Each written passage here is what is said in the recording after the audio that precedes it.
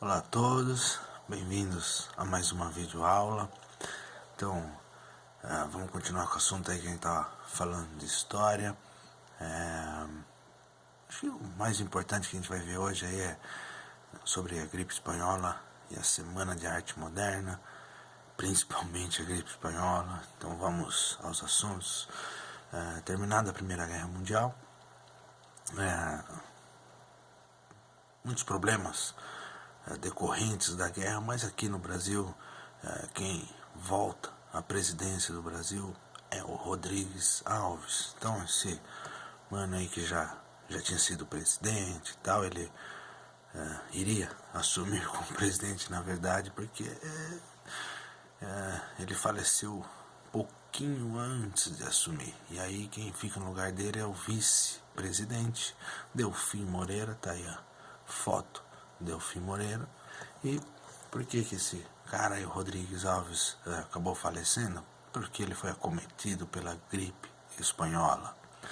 Então vamos lá, vamos falar da gripe espanhola. Sinceramente, acho que uns anos atrás aí eu dava aula ao pessoal do 9º ano, falava sobre o assunto da gripe espanhola e nem imaginava que, entre aspas, hoje em dia a gente já está passando pelo que a gente está passando. Então vamos lá, vamos dar uma olhada aí, porque não deixa de ter suas semelhanças. Depois da Primeira Guerra, como eu falei, muitos problemas, dentre eles, como era um evento global, né, ou seja, no mundo inteiro, era a Primeira Guerra Mundial, então teve muita morte, muita sujeira, muitas ruínas, muita destruição. Deixa eu só clicar aqui. Então se estima aí que 1/5 da população mundial morreu por causa dessa gripe que se espalhou pelo mundo inteiro, virou uma pandemia. Tem gente que chega a falar 2/3 do Brasil, 2/3 do mundo que teriam falecido, teriam morrido por causa da gripe, mas muita gente acaba fechando aí nessa cota de 1/5, que é muita gente, são milhões de pessoas. Pra vocês terem uma ideia, matou mais que a Grande Guerra, matou mais que a Primeira Guerra Mundial. Então tem as fotos aí da época do Rio, as pessoas não tinha vacina, não tinha onde ser enterrado, não tinha nada. E o mais doido é que, apesar do nome chamado de gripe espanhola, não tem nada a ver com a Espanha. O que acontece?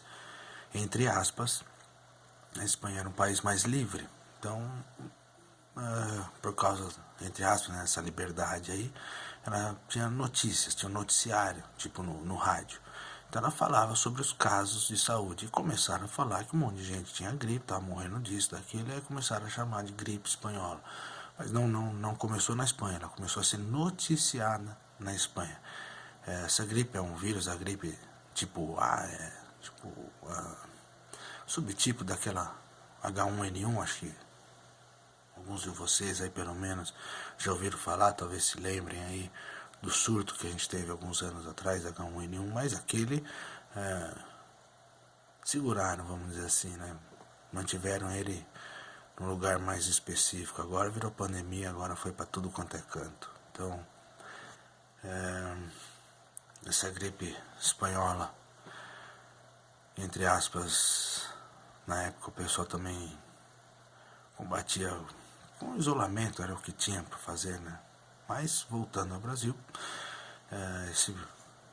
assume a presidência do Brasil o primeiro nordestino, né, paraibano, então é o Epitácio Pessoa.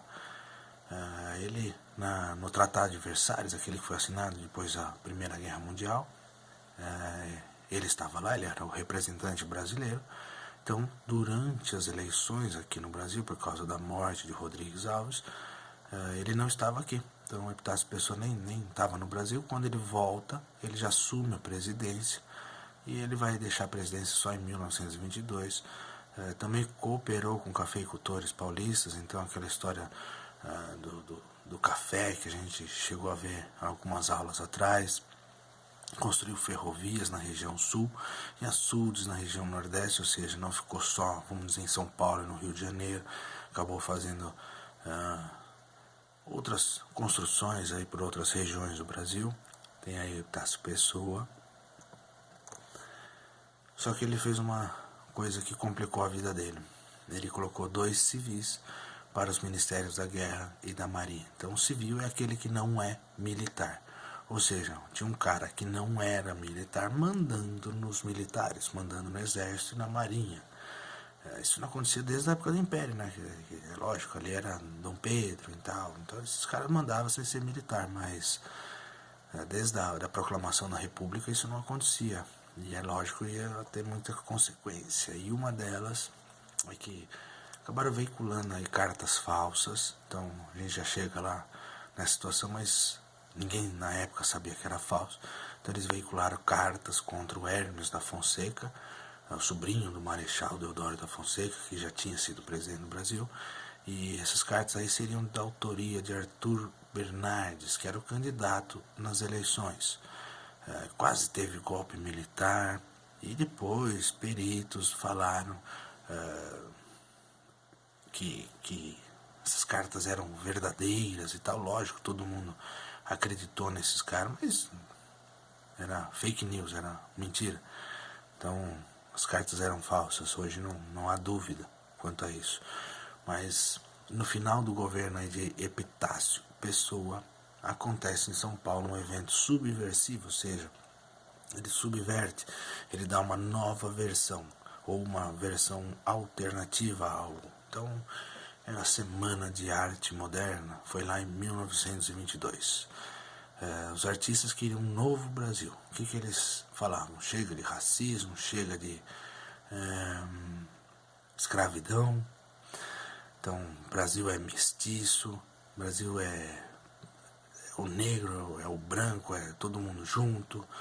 O Brasil agora vai ser industrial, então não tem mais aquela história de cafeicultor, tá? Agora é indústria, é modernismo, são as cidades que vão mandar no Brasil, não tem mais os fazendeiros mandando no Brasil.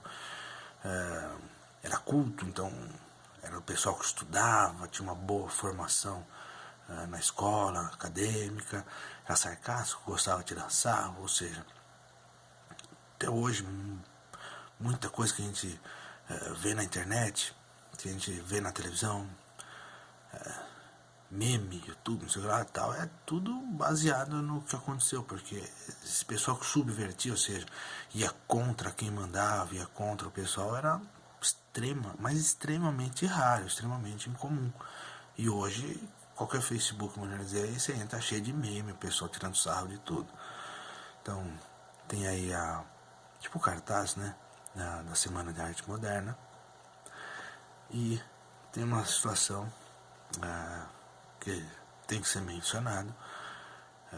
A arte contava com o apoio dos burgueses e os artistas lutavam contra a burguesia. Então esse pessoal, os artistas, normalmente eram burgueses, o pessoal da elite, os mais ricos, vamos dizer assim, mais culto, né, que estudou mais, fala bem e assim por diante.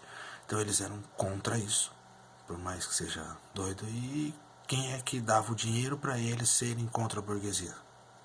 A burguesia. Porque, afinal de contas, se a gente for analisar até hoje, não é tão diferente. Às vezes a gente pega o pessoal aí no YouTube, aí os youtubers são, entre aspas, os artistas de hoje em dia. Eles têm apoio do pessoal mais rico, e aí eles vão lá no YouTube deles e ficam, entre aspas, xingando o pessoal mais rico, porque não ajuda o mais pobre, não sei o que lá, tal, e aí você vai ver os caras também, tudo cheio da grana. A televisão é igual. Então, às vezes você vê o ator de um canal, às vezes você vê um apresentador, o cara, entre aspas, falando dos mais ricos e tal, aí você vai ver o cara é milionário. Bom, mas tinha os representantes aí, os mais importantes aí, o Mário de Andrade, o poeta, Vila Lobos, o músico, Anitta Malfatti, a pintora, e muitos outros artistas aí. Então, nessa época da Semana de Arte Moderna, lógico, como tudo tem seu lado bom, seu lado ruim, então vamos pegar o lado bom é que mudou bastante a cara do Brasil e, entre aspas, permitiu o pessoal tirar sarro, brincar com algumas coisas que não eram tão comuns. Bom, é isso. Para terminar aí, valeu, brigadão. Vi aí, principalmente acho na internet e tal, que o pessoal que manda, aí, os governantes estão falando de voltar a ficar em casa, né? O comércio só abrir o necessário, assim por diante. Então, é isso. Meu conselho continua mesmo. Toma cuidado, juízo, se protege aí do que der, do jeito que der. E é isso, vamos embora. Próxima aula a gente continua nossos assuntos de história. Por hoje é isso, brigadão, até mais, valeu.